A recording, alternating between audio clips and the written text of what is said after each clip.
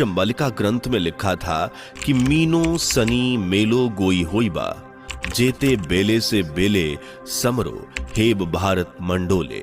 अर्थात जब शनि का योग मीन राशि में होगा तब भारत सहित दुनिया पर संकट के बादल मंडराएंगे। भारतवर्ष में युद्ध होगा और दुनिया में तबाही मचेगी। और ज्योतिषाचार्यों के अनुसार 29 मार्च 2025 यानी शनिवार को 5:50 पर शनि मीन राशि में प्रवेश करने जा रहे हैं। तो क्या 29 मार्च भारत के लिए खतरनाक है? क्या इस दिन दुनिया का अंत हो जाएगा? क्या भारत परमाणु हमलों की बौछार सहेगा? क्या सच में कलयुग का अंत होने जा रहा है?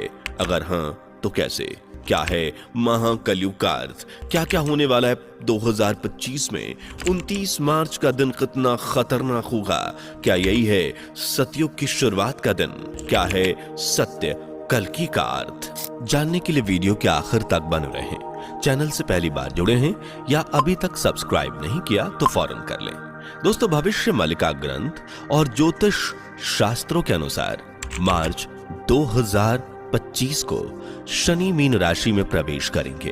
तारीख होगी 29 मार्च। शनि किसी भी राशि में 2.5 साल तक रहते हैं और 29 मार्च को वो अपना समय पूरा कर मीन राशि में प्रवेश करेंगे। उसी समय शनि का लग्न कन्या होगा, शनि नक्षत्र होगा, यह अमावस्या का दिन होगा और इसी दिन सूर्य ग्रहण भी होगा। जो ज्योतिष विज्ञान का ज्ञान रखते हैं वो समझ सकते हैं कि यह समय दुनिया के लिए कितना खतरनाक होगा।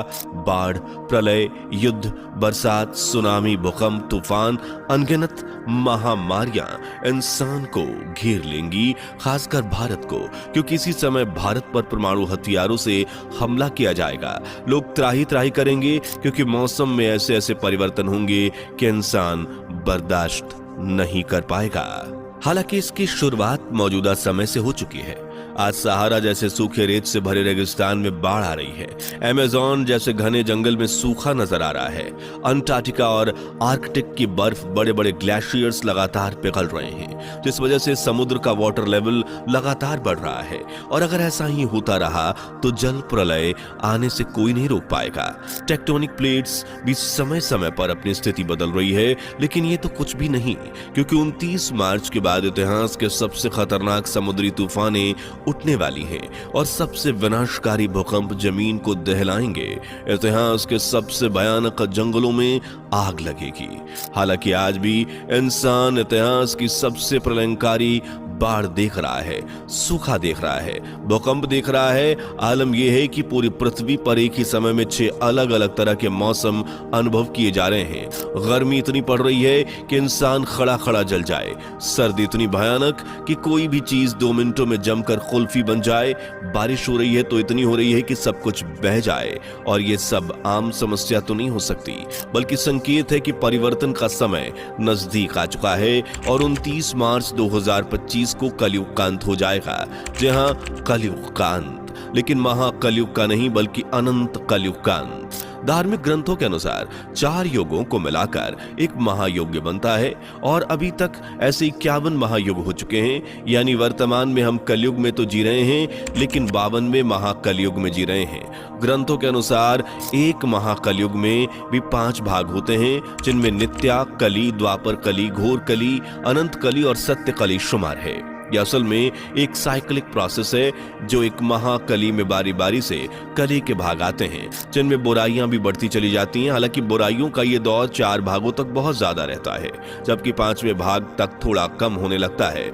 मौजूदा समय में हम इस साइकिल के मिडल में हैं, यानी 51 महाकलयुग के गुजरने के बाद 52वें कलयुग की मिडल में, जिसे अनंत कलयुग कहा जाता है। अब 29 मार्च 2025 को जिस कलयुग का अंत होने जा रहा है वो असल में यही अनंत कलयुग है, जिसका अंत होगा और इसके बाद होगी सत्य कली की शुरुआत, जिसे जानकारी के अभाव में लोग सत्युग बता रहे हैं। जबकि भविष्य मलिका में साफ साफ लिखा है कि जब दुनिया में पाप बुराई हद से ज्यादा बढ़ जाएगी, तीसरा विश्व युद्ध त्राही त्राही मचा रहा होगा, लोग कीड़े मकोड़ों की तरह मारे जाएंगे, इंसानियत खत्म हो रही होगी और धर्म का नाश कर अधर्म की स्थापना होगी, तब कलयुग का असली अंत होगा।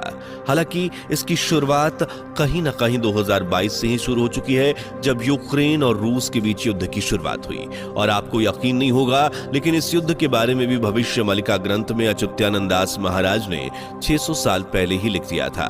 इसलिए भविष्य मालिका में महज एक पुस्तक समझने की से गलती ना करिएगा, क्योंकि जिस तरह से हाईवे पर चलते हुए आपको बीच बीच में साइन बोर्ड दिखते हैं, जैसे ग्वालियर अभी 30 किलोमीटर दूर है, ये पेट्रोल पंप है, यहाँ हॉस्पिटल है, आगे ब्रेकर है, सावधान रहे, वगैरह वगैरह। उसी तरह से भविष्य मालिका में भी कलयुग के अंतिम समय से आने से पहले वाली परेशानियां, ब्रेकर्स और अच्छी बुरी बातों को लिखा गया है, जो आप को डराने के लिए नहीं बल्कि सावधान करने के लिए है, ताकि आप सही समय पर सही कदम उठा सकें। जैसे इस अंत से बचने का सबसे सटीक उपाय है माधव के नाम का जाप और मांसाहार से दूरी और धर्म को अपना लेना। धर्म से हमारा अर्थ हिंदू, मुस्लिम, क्रिश्चियन, यहूदी, जैन आदि से नहीं, बल्कि धर्म से अर्थ है इंसानियत से, जिसे आज का मनुष्य लगभग भूल ही चुका है। लेकिन अगर हम समय रहते इस अमूल्य रत्न को नहीं अपनाते हैं तो विनाश बहुत बुरा होगा। और भविष्य मालिका में जैसा जैसा लिखा है वैसा वैसा भी हो ही रहा है। जैसे मालिका में लिखा था कि 2022 में रूस यूक्रेन का युद्ध होगा सो हो गया। 2023 में कहा गया था कि इजराइल और अरब देशों के बीच युद्ध की चिंगारी फूटेगी सो फूट गई। 2024 में कहा था कि रेड सी में संग्राम होने वाला है, वो भी हो गया। यानी भविष्य मालिका कोई आम पुस्तक नहीं है, इसमें लिखी हर बात, हर भविष्यवाणी अपने निर्धारित समय पर सच साबित हो रही है।